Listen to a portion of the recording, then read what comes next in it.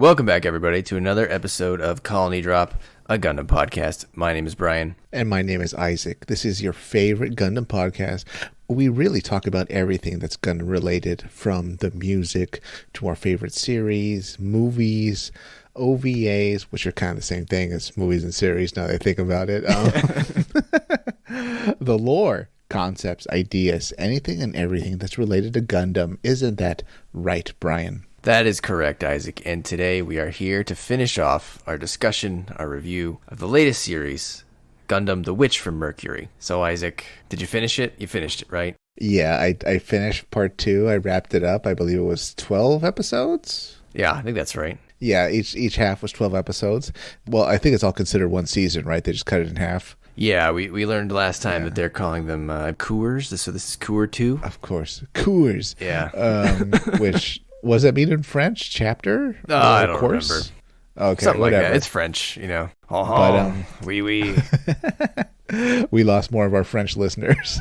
Yeah, they just nosedive. But pretty short, all things considered, for a Gundam series, right, Brian? Yeah, probably too short. That's gonna be my opinion. Huh.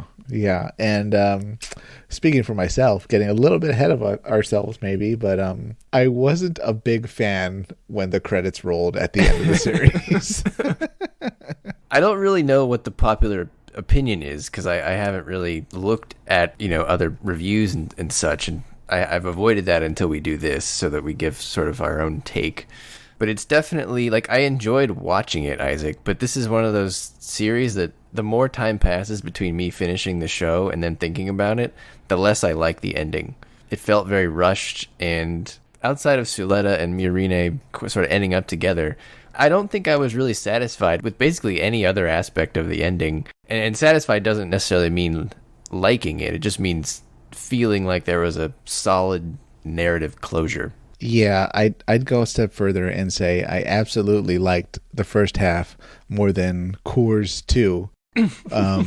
This last back half was puzzling. There were times I felt puzzled. I felt like I was watching a Zone of the Enders, like a reboot series or something, or some new mecha series. It was, Blade Runner with mecha or something. It was very, it just felt just bizarre. I didn't think they stuck the landing. And Cours 1, all the interesting things in that really didn't pay off in this last half. And I don't think I could recommend this series. Oh boy.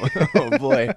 That's kind of the danger, right? When you split up your series into and there's a gap in it, right? People develop these sort of expectations and they have all this time to think about it. And then what you deliver them may not be what they sort of made up in their head. In a way, this kind of feels like the anti-Iron-Blooded Orphans. What I'm trying to say with that is Iron-Blooded Orphans and this share sort of a lot of similarities in some ways, but it's almost like mirror universes. By that I mean, okay, Iron-Blooded Orphans are a bunch of young, essentially slaves. In this, everybody's a bunch of young elite students. They're part of the 1%. Iron-Blooded Orphans, there's really no major war going on. In this series, there's really no major war going on. Iron-Blooded Orphans, it really all comes down to the finale with one major fleet battle. This series also comes down to one major fleet battle. There's Megacorps sort of in Iron-Blooded Orphans. There's Megacorps in this one. But, oh my God, they were just worlds apart in how good the story was, the characters. The more I think about it, yeah, this wasn't a good series. We had a strong beginning, really interesting setting, but at the conclusion of it, I really felt like this isn't Gundam. You didn't do Gundam things. Not that I'm necessarily expecting, Federation and space fascists in every Gundam, but this was just... It was not how it should have been done. That's the feeling I came away with. What do you think, Brian? Yeah, I mean, I somewhat agree. I think especially if you talk about Iron-Blooded Orphans, I feel like that one, the show did a lot of different things that Gundam had not done before, and then the ending that they chose was not a safe ending, right? Right. I feel like this show, they went down a path that was very different, like you said in season 1, I think, or not season 1, Cour 1, where it was very fresh, right? But then as Cour 2 went on, I feel like the last 4 or 5 episodes really fell apart for me. And I feel like they chose a very safe ending, and by doing that, it didn't really make any sense to me. Or at least it wasn't very satisfying. And maybe everyone else loved it, I don't know, I haven't checked yet. But I feel like we're going to get into a lot of why we didn't like it. I'm curious if we have a lot of the same thoughts, so that this will be entertaining. Yeah, I really don't care what the general public thinks or what the general fans think about the series. I was rooting for it, right? Because, our first kind of female lead characters, majority lead almost, even the villain was a woman. And then it just was not what we were all rooting and hoping for it to be. They even continued my fear, which was the sort of Sith Phantom Menace lack of definition trope or practice where we were told something's a threat, we're told something's bad, but we're never actually shown what it is or really explained why the witches are bad or what they do. It was never just spelled out for us, and that was another critical mistake. But you know what, Brian? Let's go down your list and see how much of our thoughts line up. All right, so I think I tried to do my list in chronological order, but at the same time, a lot of this stuff in the back half, I feel like it bleeds together a lot, so we might be jumping around in topics, so apologies, listeners. But assuming you've seen Cour 2, we're obviously going to spoil the hell out of it, and we're going to jump around a lot here. So I'm going to start off on a positive note, Isaac. I actually thought that the opening ending songs for Cour 2 were a lot better than those in Cour 1, and I actually liked them. I'd put them on the playlist. They're not like in my top 5 or top 10 or anything, but I thought overall they were much better. Yeah, the opening song I didn't really care for, but the ending song had almost a soulful Japanese. I've never really heard that style before. Yeah, I feel like it was very like full of pain and Yeah, the blues. Yeah, I didn't really get that from the Japanese blues. Yeah, so I enjoyed those. So that's a positive. But that, of course, that's not the actual show, right? It's just the bookends. So the first real thing on my list, Isaac, is if you think about the school. I'm saving some of the meatier ones. But if you think about the school, I feel like we got a little bit more about the dueling at the school in the back half. Okay. And one, they revealed that they were using protection programs to limit the beam output. I'm not really sure that those limiters or those protection programs are set high enough, because those beams were still doing a lot of damage. I still don't understand why they can't just use paintballs. But in addition to that, am I not understanding how the duel system works there? Does that tactical battlefield that they have, does it generate real matter? Isn't that almost more impressive than Quiet Zero?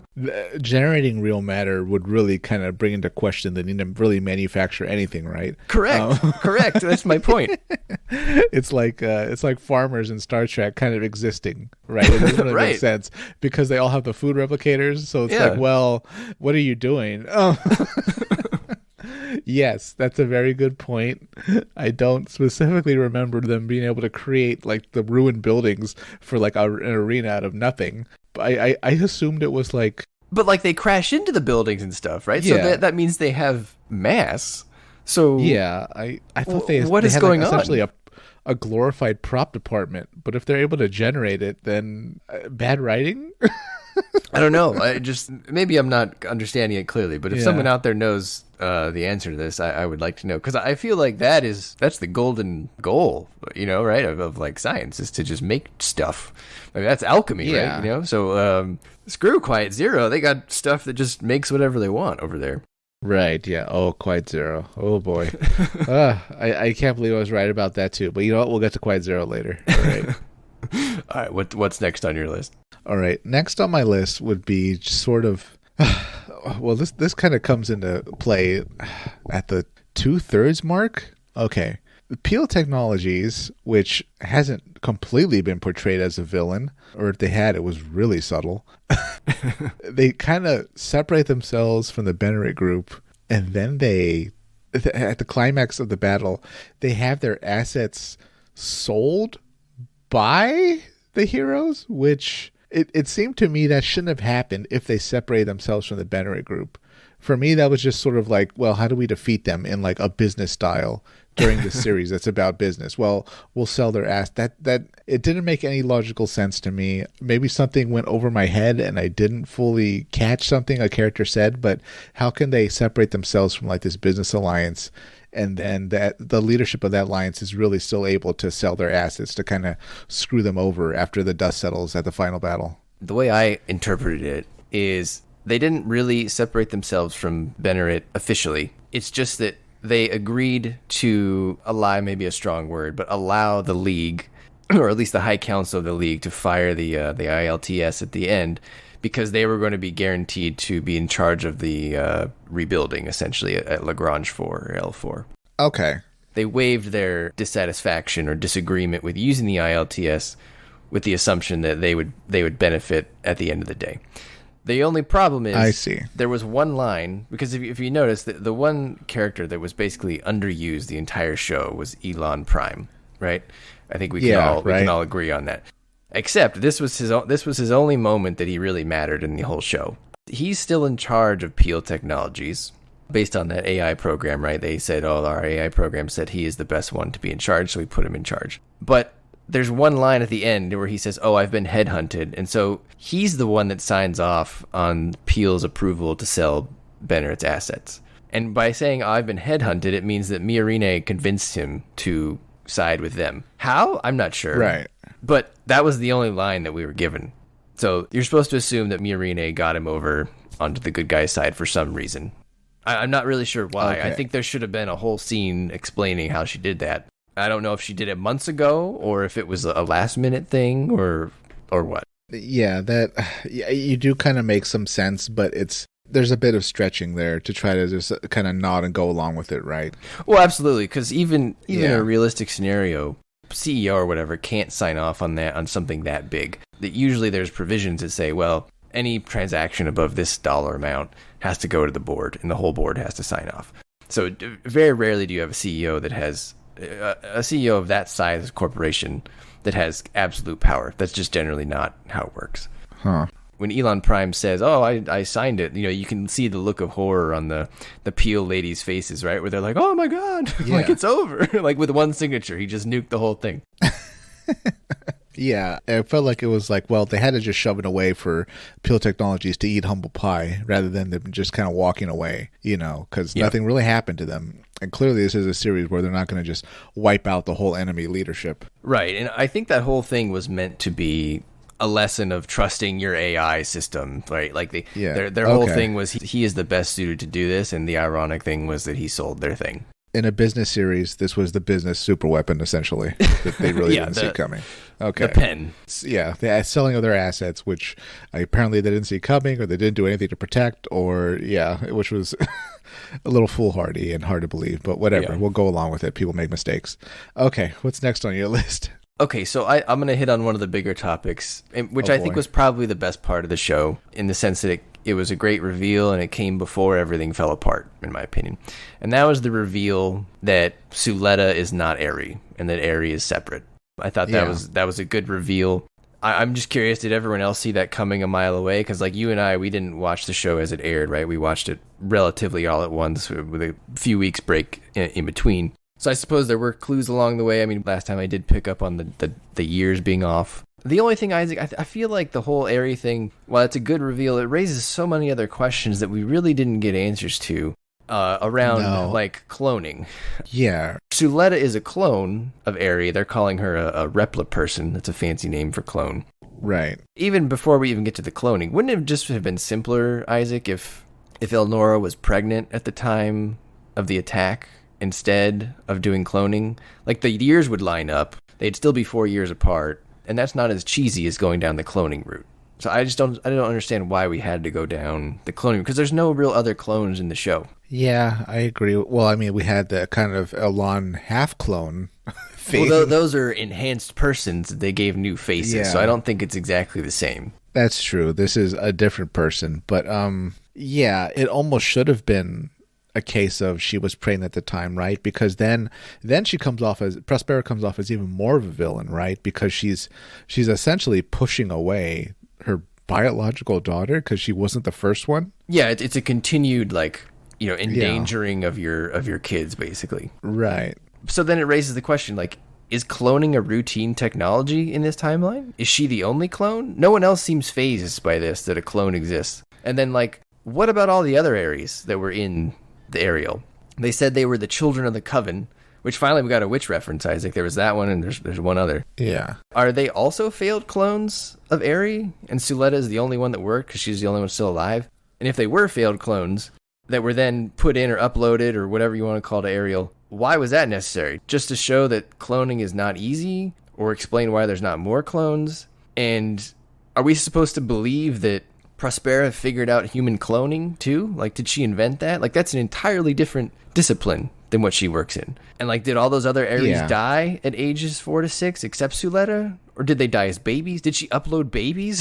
Did she upload dead clone babies to Ariel? Like, well, I'm so confused. Yeah, it wasn't explained very well at all. And on top of that, it's something I don't like seeing when we see the ghost image of the child. And it's always talking to the main character in different animes, right? And in this case, it was uploaded, or it was the uploaded consciousness that can only live in the Gundam system or whatever. And it felt very, what's the word? Not reductive, but we've done this before. And also, it sort of subverts our expectations in a way, right? Because it took away stuff from Suletta, I felt. You know, I kind of saw her differently after this. She was a clone. She wasn't sort of an actual... Oh, boy, I'm kind of playing my own hand. Oh, yeah, you just went into like a real deep ethical dilemma. Yeah. Isaac reveals himself as he does not see clones as real people. I don't know, but like you just said, apparently nobody really had an issue with it.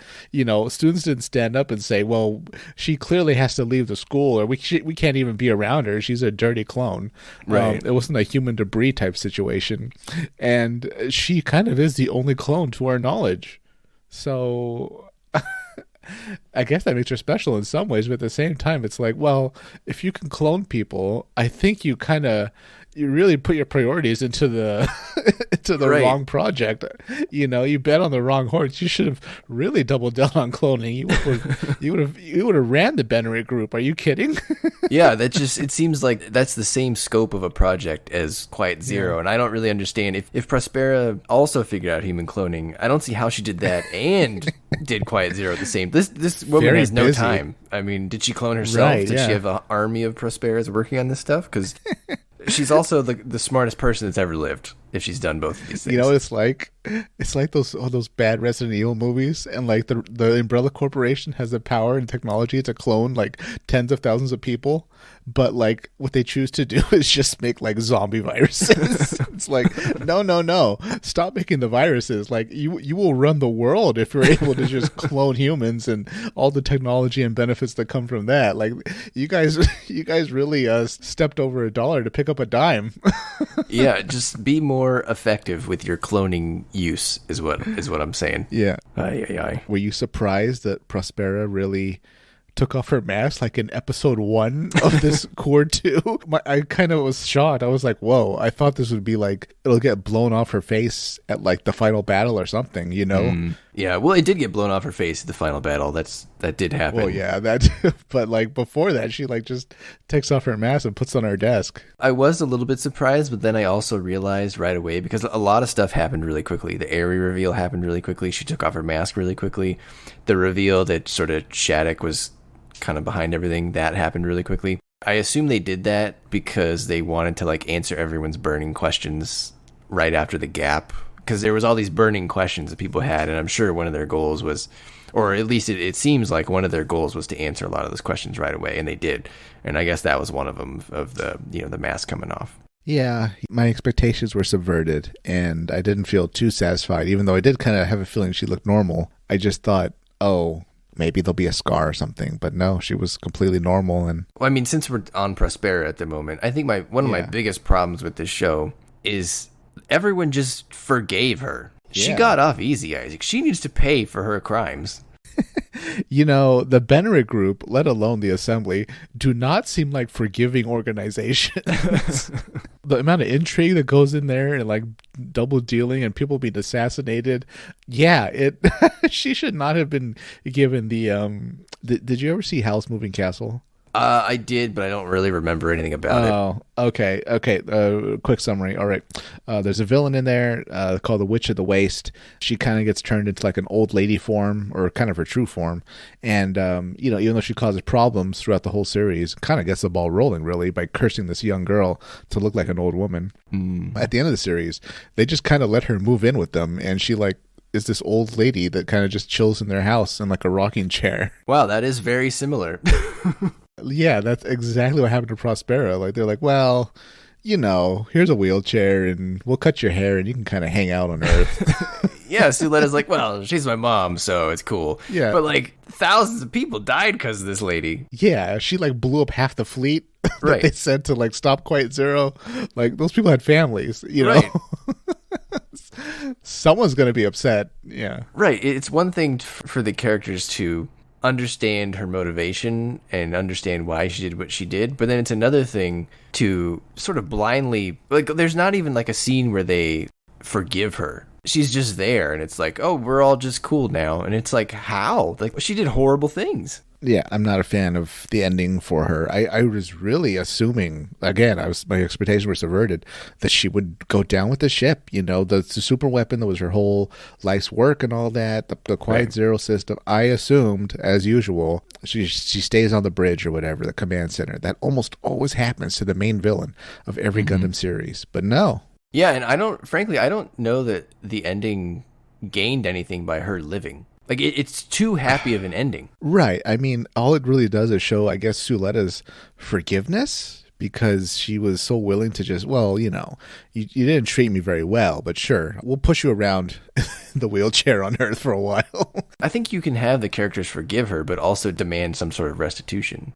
I don't know. It just sits wrong with me that she got off. The Peil women really got off worse than her, if you think about it. Yeah, that's true. They were gonna. It was very disproportionate comparing to who actually caused this problem and who merely like used it to their advantage. So. Aye. All right. What else is on your list, Brian? Okay, let's take a lighter one here. One character that I was not satisfied with. I thought they made some really good steps forward for who I now understand they pronounce his name Gwell. Is that right? Is it Ghoul? I think I heard Yule at least a few times. Ghoul? Okay, I read someone else say it was Gwell. I didn't watch the dub, people. Anyway, Ghoul, Okay. Gwell, whatever the hell you want to call him. I thought he was on a great path to becoming like a Tony Stark, Okay. where he was going to see all the damage he was doing to the Earthians and then gonna go back and repurpose his life for good. And I feel like a better option for him would have been, instead of going back, like the whole concept of all of a sudden he killed his dad, he saw all this pain on Earth, and then his immediate reaction was, I need to do everything I can with the company to maintain my link to my dad, who was a terrible person and treated me like garbage. I don't understand that logic at all. I feel like a better path for him would have been joining the Dawn of Fold and putting his Turk resources behind their cause. I feel like that would have been a lot more interesting. I just don't understand him all of a sudden wanting to have that link to his dad who just treated him poorly. I don't get that. Yeah, it was, on some ways, I'm glad he did have a bit of an arc. Let's give him that, right? So he kind of went from sort of this arrogant school bully to being much more aware of the world, and he had a little terrorist encounter, and then after that he's kind of a more experienced, reasonable person by the end of the series. But I still, sort of like what you were saying in a way, maybe you'll agree with me, I feel like his third act for himself was half-baked. It needed more time in the oven. If you're going to treat him almost like a half main character with that level of progress, it should have given more time to stew, but we didn't get that. Instead, it just kind of ends for him. Yeah, him and Shaddiq are sort of taken out. I mean, they're not even really in the final battle. I mean, they're kind of there, but like they're not really in the main final battle, I guess. But no, not at all. Oh, Shaddiq, definitely not at all. He was in jail. Let's transition to Shaddiq, because again, I'm sorry, listeners, if you hate this phrase, but there's nothing else I can use. Again, my expectations were subverted with Shaddiq. Right, this whole time I thought he was going to pull out this little wild card or whatever, and he'd end up being the main villain, or he'd do a coup on like the main villain corporation or whatever. But he ended up kind of really peaking in the middle of the season, and then he was just sidelined. He was sidelined, and despite all appearances, he was not really the Char clone we thought he'd be. So a few things on Shaddiq. I think to your point about him peaking early, and then also on Ghoul or Gwell or whatever being a little bit half-baked. I feel like a lot of the third act of all their arcs were a little bit half-baked, because to your point, Gwell, he did have an arc. I totally agree with you on that. Like, There was clear character development. I just disagree with the reasoning of like how it ended. It just didn't make sense to me. So for Shaddiq, I feel like they purposely made him peak early to subvert your expectations that he was the villain because he was the shark clone. I feel like that was very on purpose, because otherwise I don't understand why it was that early. I mean, I like that he had this grand plan. I thought that was fun. I like that he was super committed to the cause of uniting Earth and space and ready. You know, what I like about him is what that one phrase he said, like, I'm ready to own my own sins. But to spend that much time with him, build him up, and then to like not really have him partake in the last battle was a little strange to me. It just felt like, not like, I don't want to say a waste, but like usually you expect someone that main to carry through the whole way. I guess it was because I kind of liked him, and then to have him not really there at the end was a little strange. I'd go further and say it was a waste, because something the final battle was kind of missing, in my opinion, was a lead enemy mobile suit, right? Yeah. Instead, we did something that, again, sorry, this is going to transition us a little bit away from Shaddiq, or a lot away, but instead we did something that I don't like seeing in Gundam, and that is pistols at high noon. And I really feel like Gundam sort of deteriorates when we get into situations where there's gunfights. At that point, it becomes less Gundam and more something else. Gundam Seed Destiny kind of had this problem, and we have it here. And oh god, that was such a bad scene, because we have all these technicians and goons in the building in Quiet Zero, right? And who's running around with the gun? It's just Prospera herself, you know, with like a couple of Haro troopers, as opposed to what really should have reasonably happened would have been, you know, there's a SWAT team of troops running around trying to protect the Quiet Zero internally, but we didn't get that. So instead of having what's usually like the main enemy, right, pilot, and then the main hero pilot kind of, you know, having dialogue as they battle each other, instead we had that dialogue kind of pushed to being in the hallway of Quiet Zero. Yeah. And that was less satisfying. And his sidelining was like very permanent, right? Because when him and Ghoul or whatever fought, like they destroyed the Garibaldi and the Michaelis. Like there was no going back for those two mobile suits. They were done like 4 or 5 episodes before or whatever it was, the finale. So that it was like, wow, we're done here. Like these dudes are fried. Say what you will about like the justice system in this universe, but like once you're locked up, that's it. Yeah, dude was behind closed doors. So, and I mean, you know, he was still involved in the finale a little bit. I get it. He was on the phone with Miorine, and she basically used his plan, right? Like that was kind of his plan to sell all the assets. So I get that, but he was definitely purposely sidelined, and you know that's their creative decision. I get it. But clearly to Isaac and me, it seemed a little bit of a waste to not have him there. But especially given what they did, right? Like if they had done something like that blew my mind, I really wouldn't care. But given what they did, I think in retrospect, it's like, oh man, I wish Shaddiq was there, and I wish Ghoul or whatever was there too. So I don't know. Curious listeners, what your thoughts on Shaddiq are? Yeah, what was so bizarre too is it might be the only time the Shark clone didn't really make it to the end of the series, and by that I mean actively doing something. We see that in Seed Destiny, we see that in Seed, we see that in we see that in everything else. Yeah, pretty much. I think the counter to that is that, to our point maybe from the first half, is that they did sort of split Char, you know, 3 ways roughly. So the person with the mask, you know, Prospera, she is there at the end, so you could argue that Char is there to that extent, but maybe not the maybe I'll put it this way. The mobile suit pilot version of Char didn't make it to the end here. Okay. That's a good way of putting it. I'd almost say Prospera, by the end of the series, at the final episode, really, the climax, she essentially had gone La Crusade, not Aznable. if you catch my meaning. Yeah, that's fair. I mean, she definitely was going a little nuts. Yeah. But you know what? Something that did put a smile on my face at the end, even though the whole time I was like, you know, what the heck is this series doing? Really? This is how we ended up? I was very happy to see Haro troopers. That was an interesting take. Yeah.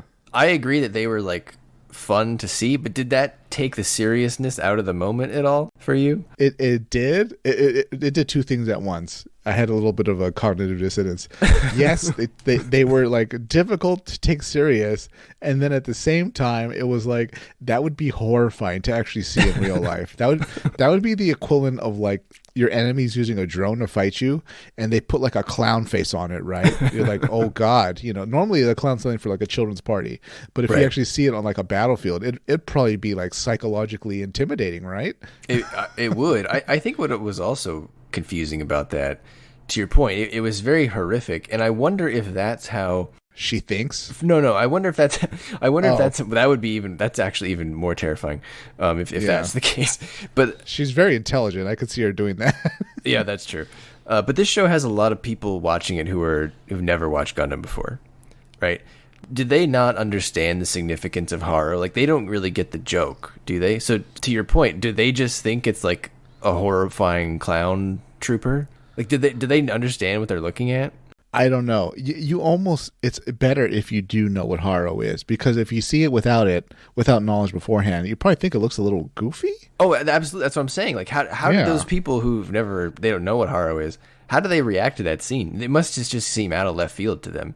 Yeah, it probably seemed very bizarre. She's wearing that weird mask. She's shooting at teenagers in a hallway. They also have guns. I don't know why everybody only brought like the smallest semi-automatics they had. Except for the Haro troopers, but they don't really count. Yeah, it was a very bizarre, forced confrontation with small caliber weapons, and I'm not a fan at all of that situation. Yeah, that was an odd way to end it. And what was even worse than bringing small arms in there was, I guess now we got to talk a little bit about Quiet Zero. So let's talk about Quiet Zero. This is where we're at, right? This is where this is happening on Quiet Zero. I can't believe it happened, Brian. I can't believe I called it. I kind of didn't want the weapon to be what I thought it was, where it takes control of other mobile suits, but that's what we got. Yeah, it's exactly. It reminds me a lot of. Did you ever see the movie The Recruit, Isaac? Yeah, Ice Nine, right? Ice Nine. Yeah, which is also, I think, from a Kurt Vonnegut book, but yeah, Cat's Cradle or something like that. Yeah, exactly. I've never read Cat's Cradle, but I think it's in there. So no, me neither. We were given a explanation of Quiet Zero by Bell. She said, I think I wrote down the whole quote. It's a system that establishes and extends a data storm network deployed by aerial and mobile suit type Gundabits. Anything that uses Permet in its network will be under its control. And man, I don't know, Isaac. I don't think they did a good job of explaining Permet. As far as I'm concerned, Permet is magic. As far as I'm concerned, what they pretty much did was like hack the Bluetooth or the Wi-Fi of any Bluetooth or Wi-Fi enabled device. Right. That's essentially what they did, just on a larger scale to Correct. All the vehicles and stuff. So they sort of fiat this Permet power into existence and just start taking over stuff. So I had a lot of questions about Quiet Zero, and they include things like, why does the data storm need to be filled by those mobile suit bits? Couldn't they just be like mesh router units that you have in your house? Like, that'd be a lot less conspicuous. Like, where did they manufacture all these gun bits? Like, they had a lot of them. There were like, it feels like there were hundreds, if not thousands, of those Gundam like mobile suit bits. Like, where did they keep them all? Did Prospera do it all? Did she do this at Mercury? Was she ever even at Mercury, Isaac? How did no one even notice Quiet Zero in space? That thing was huge. This was very like Seed Destiny of this show. Yeah. Where it just kind of showed up. See, excuse me 1 second. I have to take a sip of milk. I'm choking here in my anger. As usual, I'm eating milk and cookies at night. Oh. Okay. This raises, like you just said, this raises too many questions. Let me explain. It was clearly inferred to us that the Benner Group has far more resources and wealth than Prospera, right? And her company. Correct. They're in a subordinate position. How did she get the resources to build Quiet Zero, let alone the Benner Group knew nothing about it, let alone she was able to build her own mobile suits and, got the drop on everybody? Like, the assembly should would be very... they should seize control of the Benner Group or severely punish them for letting things get to this point. Yeah, that's why they wanted to fire the laser at him, I guess. Yeah. But you have to assume that Delling was repurposing a lot of Bennerit's wealth to build Quiet Zero, but man, that's a big operation to keep quiet, Isaac. Yeah, and it's so massive. I don't understand. And she built a lot of those gun bits. If you think about the other people that were building Gundams, the Dawn of Fold, they were still supporting the other, was it Ooks Earth or something? And they were building those, like the Lafriths that Nerea and Sophia were piloting. The ugly Gundams. But they didn't have nearly as many Lafriths as Prospera had gun bits. So it just, I don't know, resource-wise, is very confusing to me. It's very Yeah. big. It's out there. How did no one see it? Also, why did Delling not really grasp like what exactly this was, what this was, and what it would lead to? So yeah, I have so many questions there. Delling and his wife that's almost a separate issue, which I want to bring up here. But yeah, okay. One more thing that I didn't like, which was actually my original point here. Not only was bringing in small arms a little odd, and that this felt very much like the Death Star trench. Isaac is like. It's like a trope now, right? Where you send in like one thing and you push the button and it deactivates. But like Star Wars gets a pass because that's kind of like maybe one of the first big things that did that. I don't want to say it was the first thing because I'm not that well read. But I feel like that whole like let's go in and upload the shutdown code, that was embarrassingly bad and cliche given the level of writing that had come before it. I don't understand how they did all these good things and then like that was the finale, that was the plan. Yeah. And then like the tomato thing, did that work for you? That was so random to me. No, I feel like the tomato thing is very much a inside joke, much in the same way Coe's carrots were from 083. That's why we're really not. That's why we keep getting so many tomatoes shoved in our face in this series. But yes, a shutdown code fits this series, and I don't mean that's good. I just mean it fits this series because this series has been so far in pushing away death and killing characters that of course there's going to be a shutdown code, right? Of course Prospera doesn't get killed. Of course, there's a massive fleet battle. It's more of a I don't even know what you'd call it. A policing action by like security fleets. A shakedown.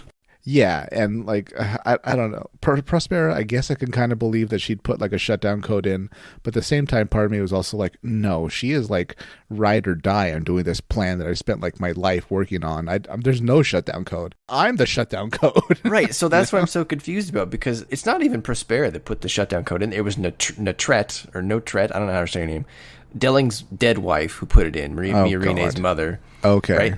But like, I don't understand why she put the shutdown code in and linked it to Miorine. Like, isn't this her life's work? Why would she want it shut down? And why would she think that Miorine would shut it down? If she wanted it shut down, why didn't she just shut it down herself? Are we to infer that at some point she didn't want Delling to work on it anymore, and that's why she put it in, knowing that Miorine would one day shut it down? See, that would work perfectly if it turned out that like Prospera and Delling had like a history or something, right? Like which they infer, but we don't really learn much about.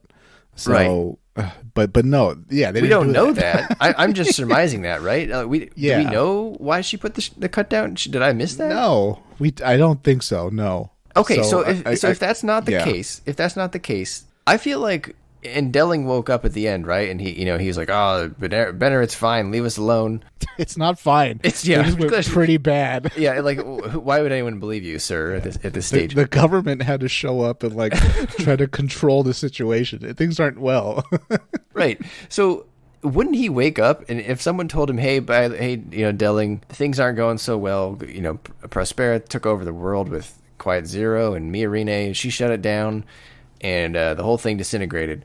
Wouldn't he be pissed? He should be. I mean, putting everything aside, like the consequences and stuff, Prospera pretty much screwed him over. They had a meeting. They're supposed to be working together.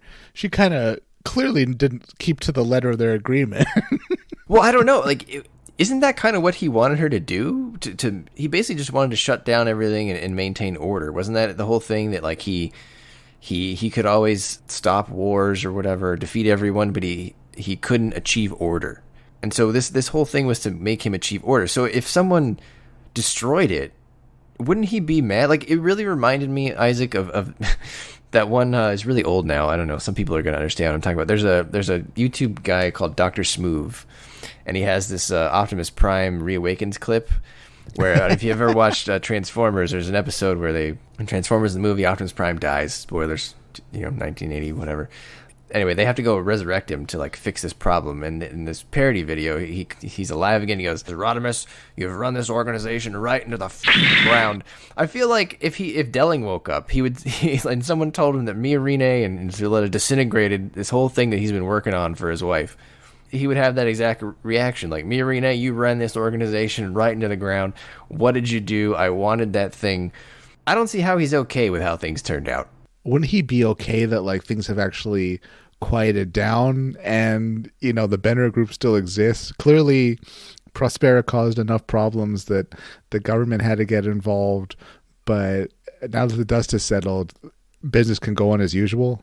Well, that part I think he would like, but at the same time, they just erased his whole life's work, which we're told he cares more about that than really the Bennett group. He's a stoic guy. It's hard to read him. I don't know. I don't feel like we got enough out of Delling. We were definitely wrong about that one. Remember, we thought he was going to play into the back half a little bit more, and he really didn't. Dude was sleeping most of the time. Yeah, I guess that puncture wound he got really sidelined him. And for such an interesting character, especially in the prelude, I didn't get as much as I wanted. Yeah, we didn't really get a whole lot of anything out of the Mobile Suit Development Council or Cathedra, really. No. I mean, Cathedra was in there a little bit, but remember how cool the Development Council was? They sat in that room that had the clear floor, and we talked about the glass ceiling. Up, that glass ceiling. Never saw it again. No, they never reappeared. And I'm sensing a pattern here, Brian. I'm sensing that this is starting to boil down to this series has a lot of ideas and characters and it looks like threads that they wanted to follow, but it was just too short. Yeah, I agree. I think they bit off more than they can chew in 24 episodes. I mean, to their credit, I do think their 24 episodes were very efficient and they were very engaging because they covered a lot of ground. I would say they covered what most animes would cover in 30 to 40 episodes in 24 episodes.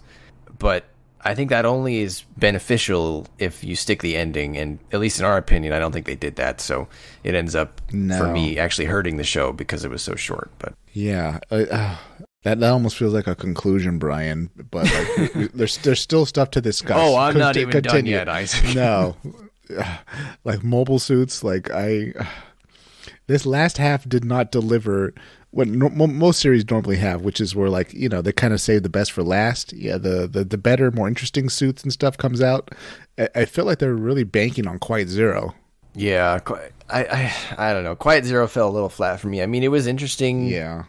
I get the sci-fi concept. I think I was right on that it was going to be a little bit more hard sci-fi. I just think it was an awkward thing that it didn't really even turn out to be the big finale. Why don't we talk about that? Because after we finished with Quiet Zero, then we got to the laser. The laser, Isaac. The Interplanetary Laser Transmission System, a.k.a. the ILTS. So, Isaac, I have one question for you. Was this necessary? Was it excessive? Was it needed? I feel like it didn't have a good showing because it came off as a bit ineffective, at least in the first shot. Yeah. Also, it kind of came out of nowhere. It felt mismatched to this setting. And by Absolutely. that, I mean, yeah, since this setting has been so lacking wars and battles, having a weapon like this almost really, it kind of makes me question of why didn't they just make the Assembly the main villains in this series or something? Oh, absolutely. The Assembly League, which first of all, I think they did at least in my opinion, they did a bad job of explaining what that was. Right. And not only the fact, Isaac, what the Assembly League was, but then there's a difference between the Assembly League and the Assembly League High Council with respect to their motivations and goals. And the Council was the one that wanted to fire the laser basically on their own people, which is the League.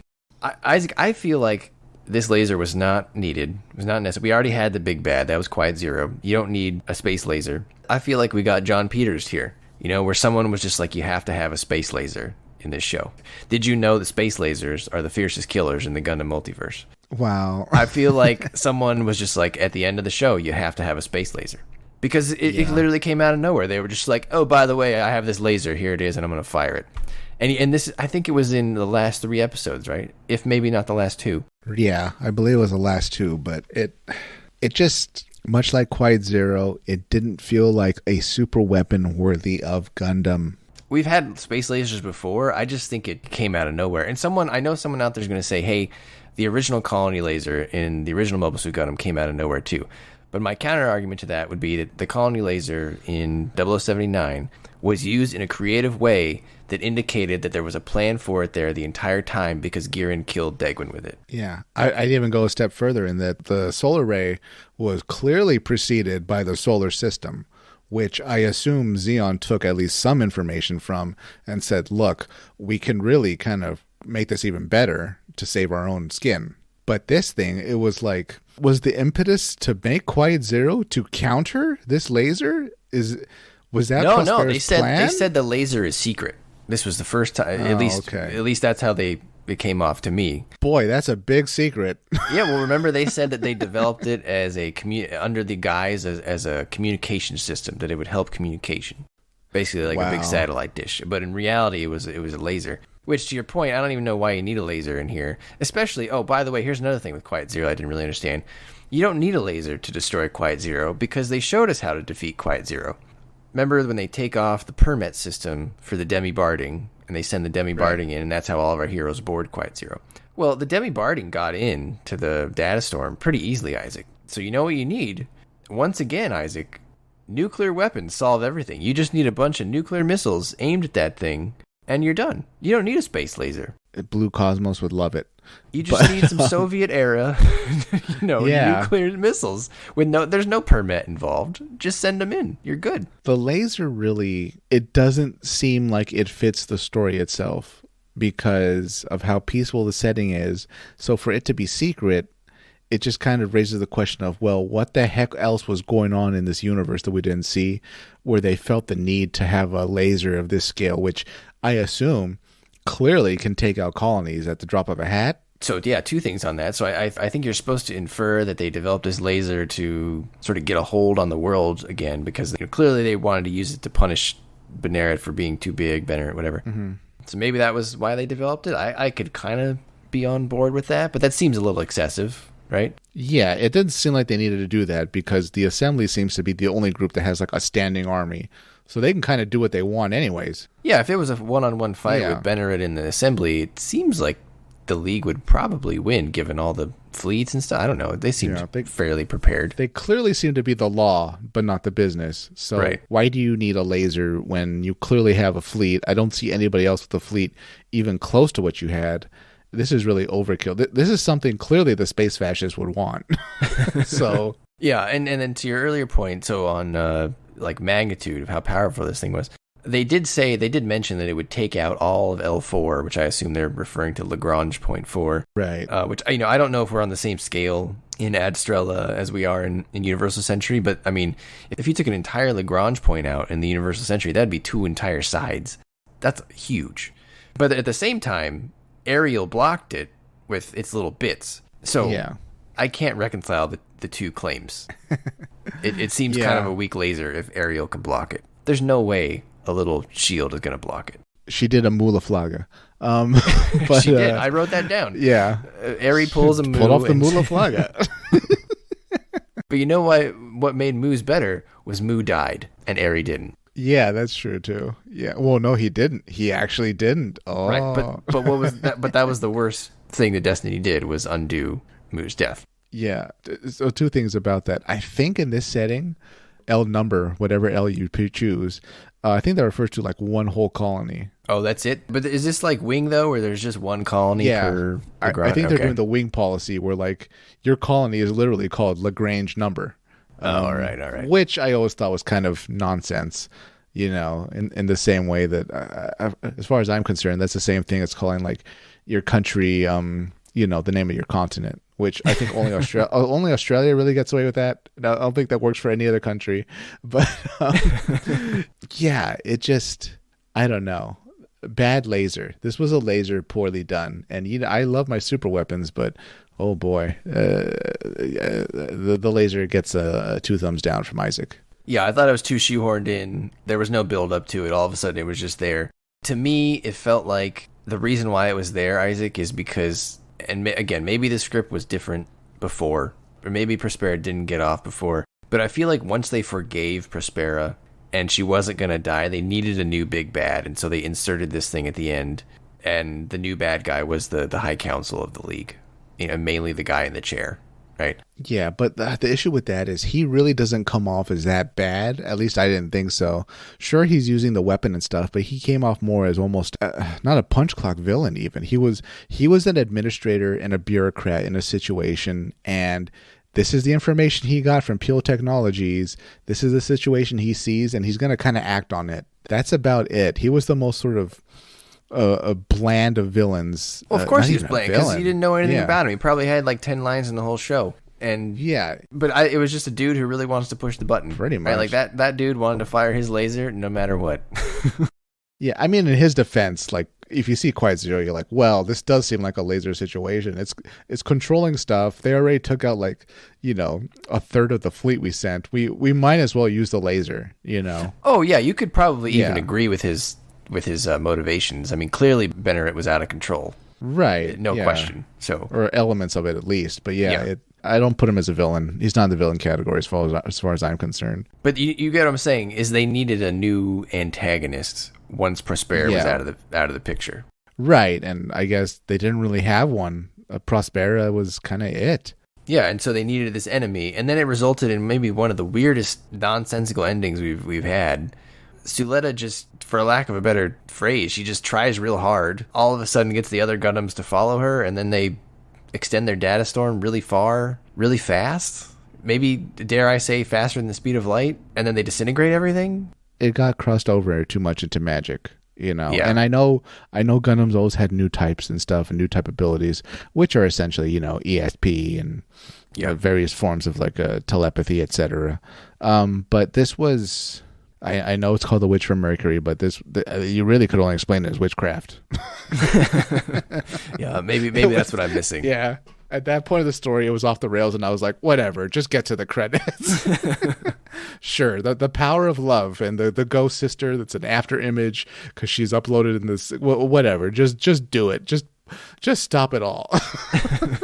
I think my counter argument to the new type thing is when new types are done well, there's a little bit of vagueness involved where we don't really know what happened. And by that I mean the end of Char's counterattack, where this sort of miracle happens and it's a heavy lift, but it's not like faster than the speed of light or anything where it moves the thing away. It's a little bit mystery, but here it was like a willful thing that she just did.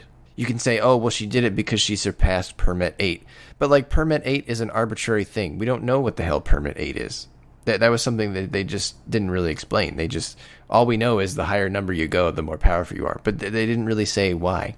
Yeah, it was, I don't know. It in summary, it feels like a lot of things happened in this ending that maybe they wanted to. No, this just comes back to what I just said before. I'm a broken record.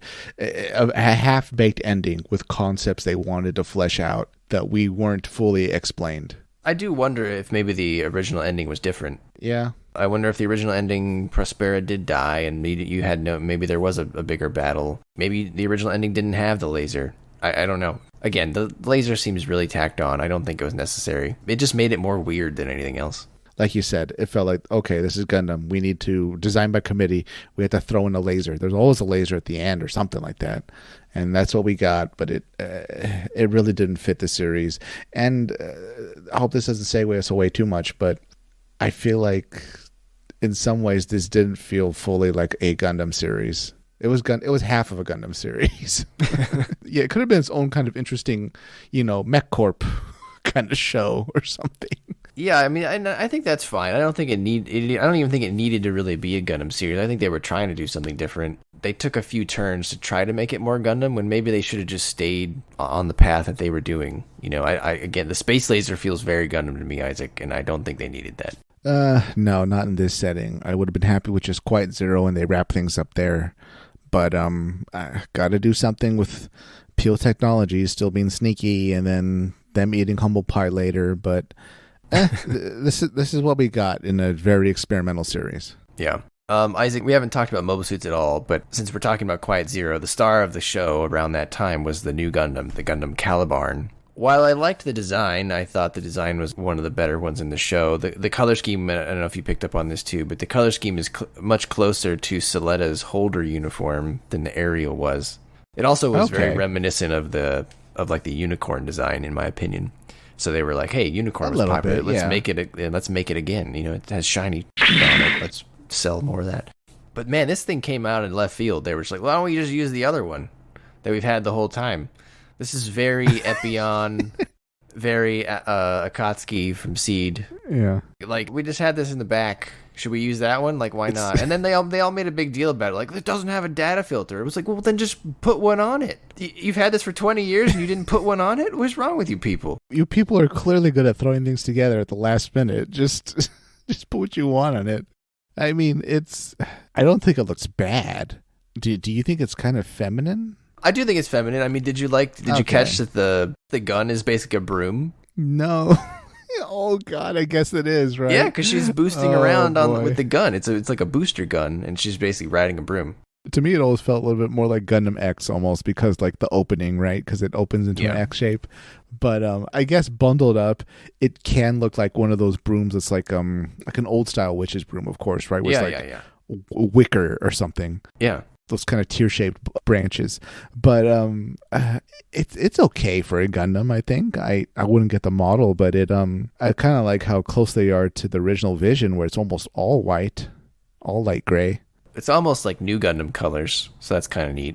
Yes, or New Gundam's just so much better looking, though. And well, yeah, hands down.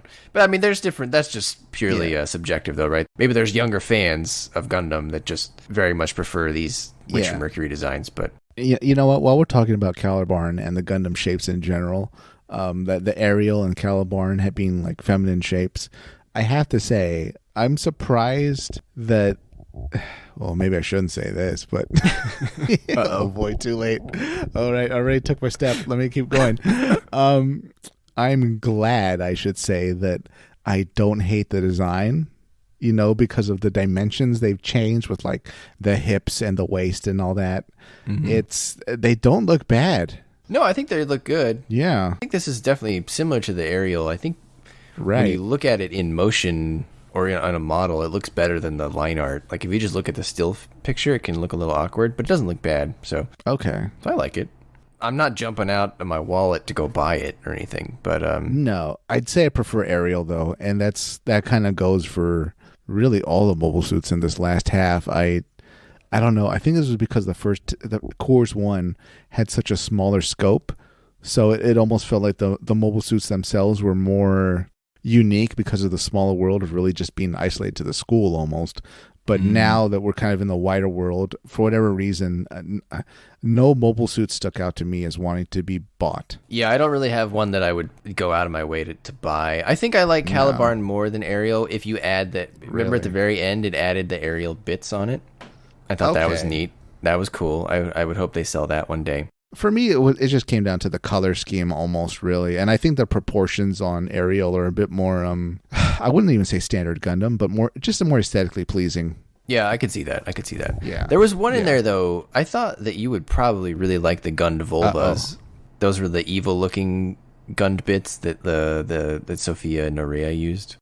See, okay, I remember seeing them and thinking, okay, we got the evil Gundam. Yeah. Or the evil Jim almost, right? Yeah. But I don't know. For me, it's almost like they didn't do enough. Okay, too basic. It looks like an Evil Strike Gundam to me. You know what? Okay, that's very close to what I was about to say. I was about to say, you remember 083, the Ace Customs for the gyms that the Immortal 4 team have?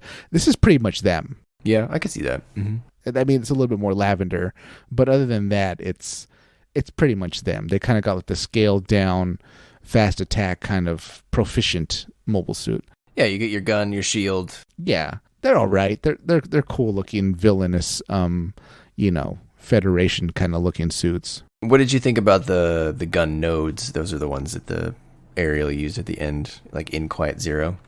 Those were different looking. Those were closer to those reminded me of the Gundam X bits. Yeah.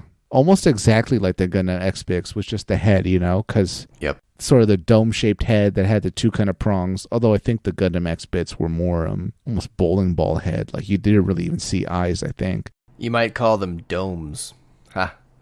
There you go. Bob. That's a Gundam X joke. That's a Gundam X joke. Yeah. You'll all get when we do Gundam X. So these ones kind of lose me at the feet. Oh yeah, too pointy. That is absolutely Zone of the Ender's feet.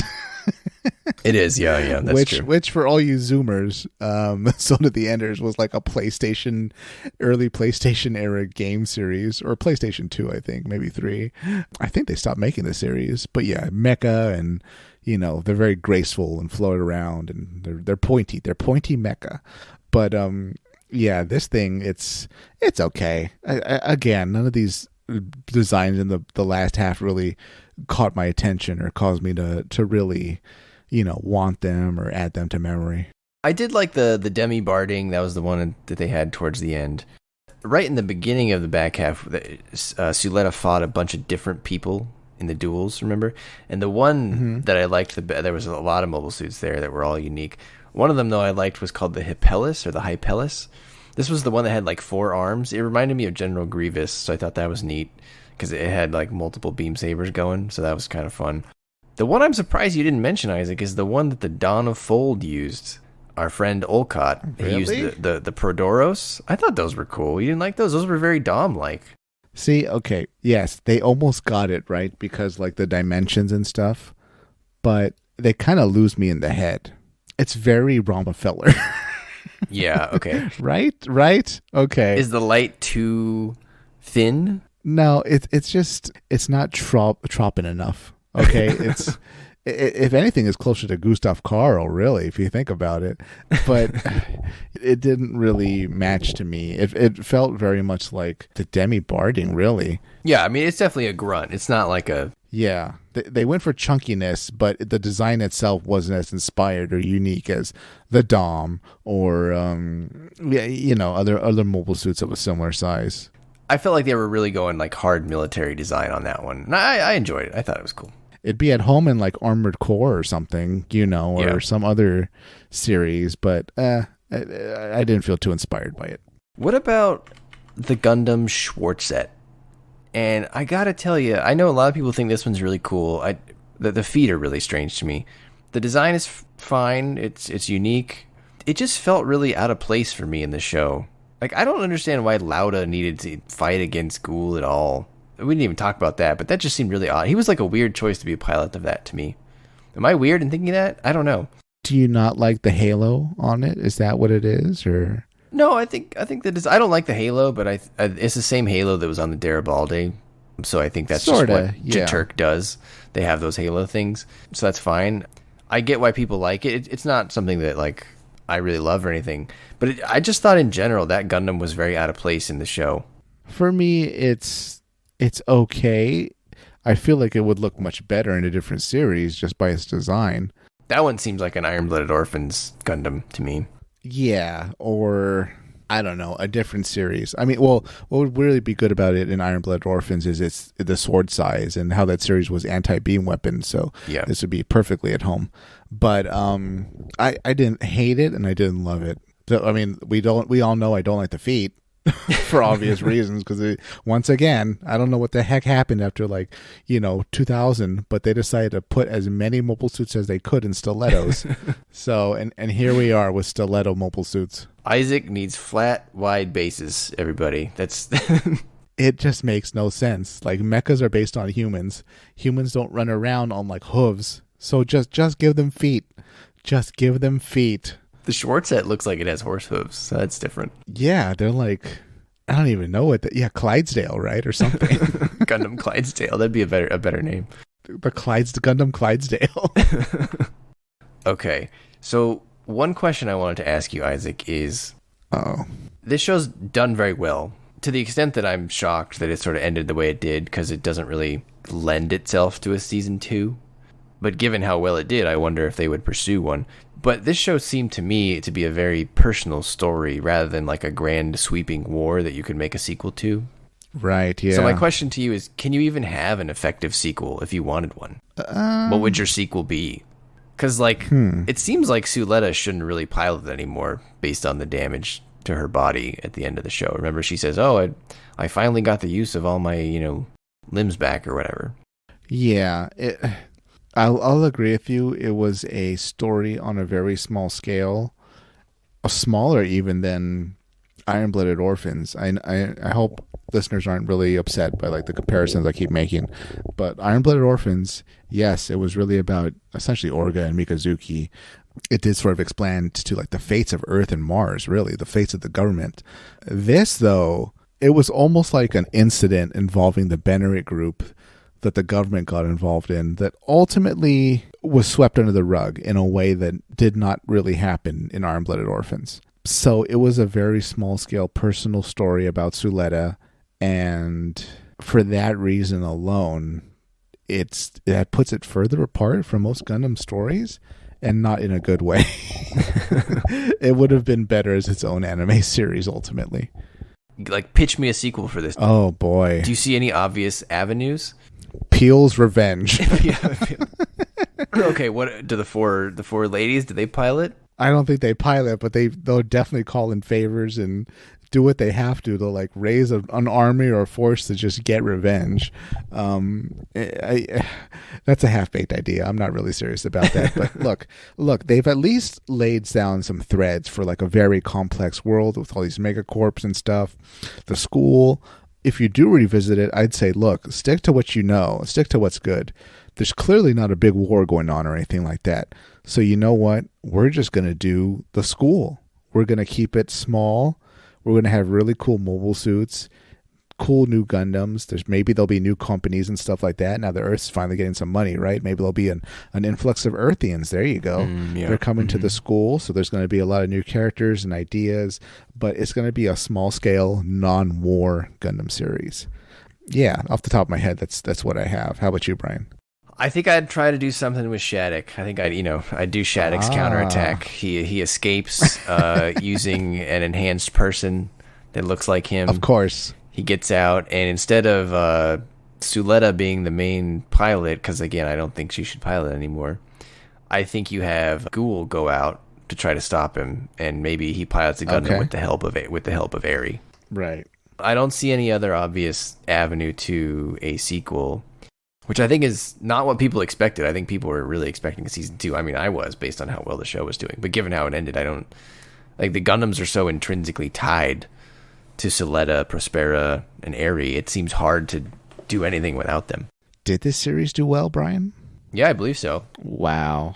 Well, remember, I mean, the series can do well. It doesn't take closing opinions into account, right? Because you already watched it. I mean, the show did well, so... Now, again, I don't know. You got me there. I don't know what the closing opinion is, but everyone else loves it, Isaac. We're probably just a bunch of haters, so whatever. As a fan of almost all Gundam series, let me say I didn't care for this series, and I would very much like their teams in animation and writing to go work on something else in a different universe. Do not make a sequel. Another thing, Isaac, that really, chaps my ass here, we didn't get to see Mercury. Yeah, that was another mistake in the series. We hear about it. We're told the gravitational fields are just so dangerous, which I assume would have meant, well, of course we're going to go there and it's going to like rip people apart. But no, we don't see it, which is a huge mistake, especially if a character's from there, the main character. Yeah, I know there's at least two other, side stories. I think there's a novel and then there's a manga. I think they're both prequels. I think one's called Vanitas Heart and one of them's called Cradle something or other. Maybe Mercury's in there, but I mean, to the average person watching this show, they're not going to go read or consume that stuff. So yeah, I think it's a mistake to not show Mercury in the show, given that it's in the title. I was really looking forward to that. Yeah, so was I, but no, we didn't get it. We didn't get a full explanation of witchhood. And this series didn't stick the landing in many ways towards the ending.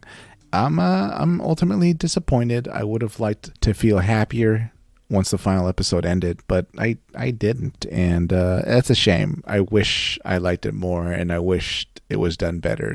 All right, Isaac, where does this rank in your Gundam pantheon? I had here ask Isaac if it cracks his top 5, but clearly it's not cracking your top 5. No, I'll say this: I'd rather watch this again than F91. Okay. But I don't think I'll watch this again for a long time. I definitely would watch Iron-Blooded Orphans way earlier. I could watch Iron-Blooded Orphans anytime. But this, sadly, I don't think I want to think about it for a while, watch it again. None of the mobile suits I wish to purchase. Ultimately, I'll put it down as sadly a half-baked idea, which I assume I'll put in the same category as Reconquista and G, based on what I've heard.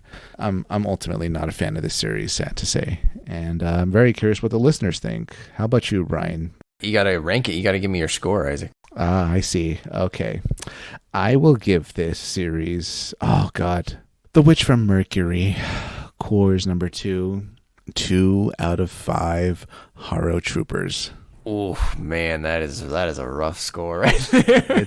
It's a drop. It is a drop in quality, and they don't stick the landing. Yeah, I can't go higher than that. Brian, what are your thoughts? I mean, it's definitely, to your point, not something I would probably watch again unless there was a real reason. Like even, for example, while F91 is sort of an interesting experiment of what happens when you cancel a series and make it into a movie, at least that sort of spawned Crossbone, right? Which I think we both really enjoyed. But yeah, this one, if they're not really going to continue it, I don't really think I have a reason to revisit it. I enjoyed the ride. I think the first half was better than the second. That's because I and Isaac, we happen to place a lot of emphasis on the ending. I think endings are important to us, right? That's the conclusion to your narrative journey. When they don't sit well, I think it ruins a lot of stuff for me and Isaac. Maybe you're different. Maybe you enjoy the ride. And for all I know, maybe you really enjoyed the ending.